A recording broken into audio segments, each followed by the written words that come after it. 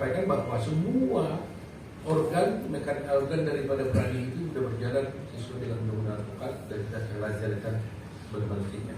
Nah, semua aktivitas itu tentunya dibiayai oleh Pradi. Karena itu kami juga ya memberikan kontribusi. Jadi kalau setiap advokat yang meninggal dunia, maka kepada ahli warisnya kita berikan sebagai tali asli masuk sumbangan sebesar 10 juta rupiah per satu orang. Itu bayangkan dia hanya membayar iurannya hanya 22.000, tapi kalau meninggal 10 juta tidak berikan. Nah, dan sudah kami berikan kepada 589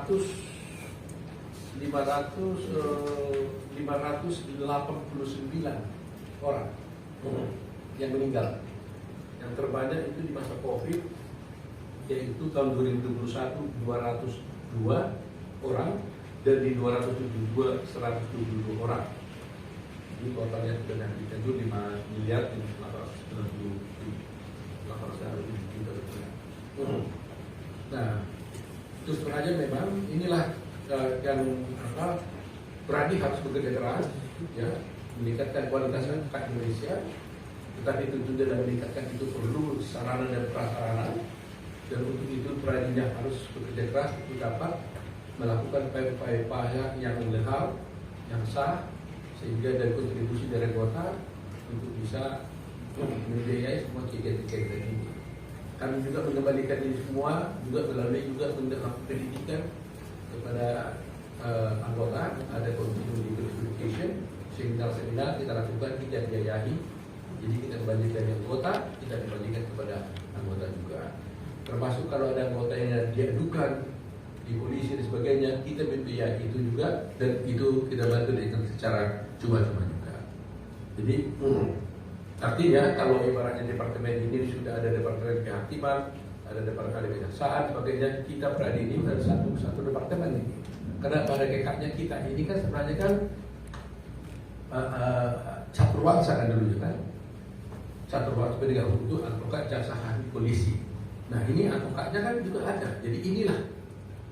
Jadi kalau orang bercandai dulu itu bahwa kita ini kenapa namanya nggak menteri advokat, kan sama. Karena kita independen, kita tidak berada dalam kekuasaan pemerintah, ya kita nggak mau jadi menteri. Kalau menteri kan kita jadi pembantu presiden. Tapi ini kita independen, tapi kita juga adalah penegak hukum yang merupakan organ negara yang melaksanakan fungsi negara. Itulah kira-kira. Nah, gedung ini kita bangun, dan isinya ini itu diperlengkapi dengan lengkap semua ini. Dan terus kami harus berterima kasih kepada teman sejawat kami ini, ada Rifai Kusuma Negara, dia ketua pembangunan dicari oleh ini semuanya. Dia bekerja keras sudah 8 bulan kali ini, melakukan tender sebagainya. Pokoknya waktunya akan dihabiskan 8 bulan itu hanya mikirin ini. Jadi kalau kalian lihat betapa indahnya gedung ini, semuanya karya daripada Pak Rifai Kusuma Negara. Tepuk tangan dulu nih Bapak ini. Oke, Pak Oto, ya.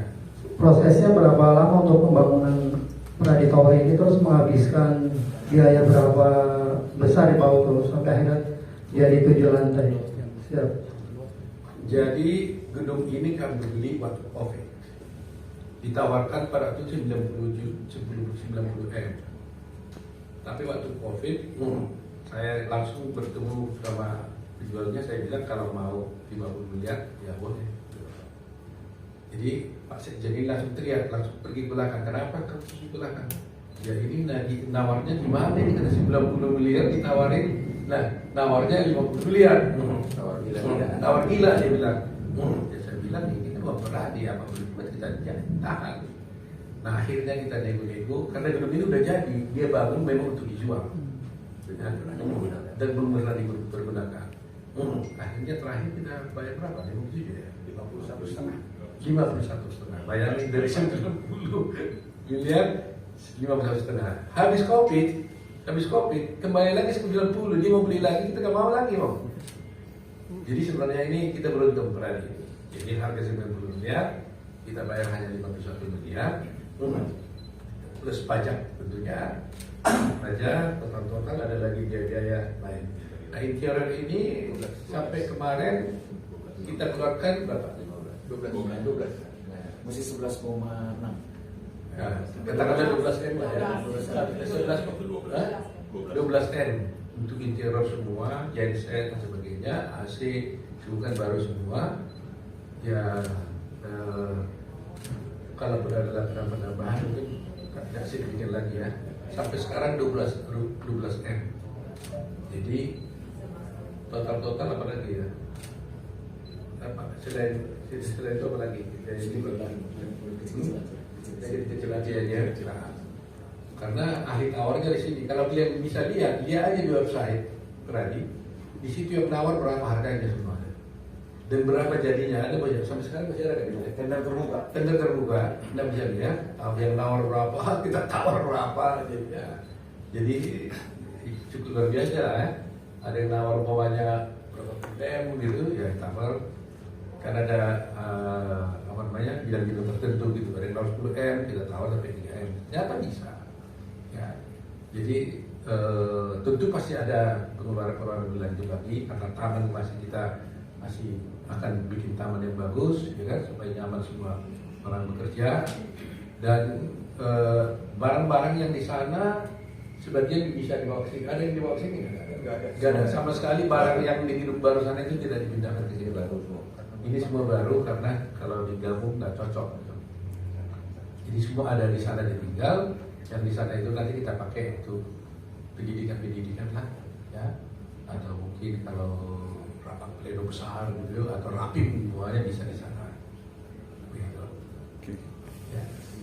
Waktu nambahin itu dari uang kas Pradi itu 50 M atau Pak Auto nalangan Uang Pradi, uang kas Pradi, ya. Ini semua uang kas Pradi. Jadi Pradi punya uang disimpan, kemudian dikelola baik, ya kan? Mengelola untuk kepentingan cabang-cabang. Ada sisa kita kumpulkan, ya kan? Ada sisa kita kumpulkan, akhirnya kita bisa beli. Jadi yang 1 M tambah 12, jadi 60, jadi 25. Jadi kalau bicara harga ini sebenarnya sudah 90 M ini gedung ini. Kosongannya. Tambah 12 M seharusnya harga ini 100 M. Tapi dengan kemampuan rezeki yang kita miliki, karena itu pas Covid, mungkin orang butuh uang, kita kebetulan ada uang, ya cocok lah, akhirnya kita dapat.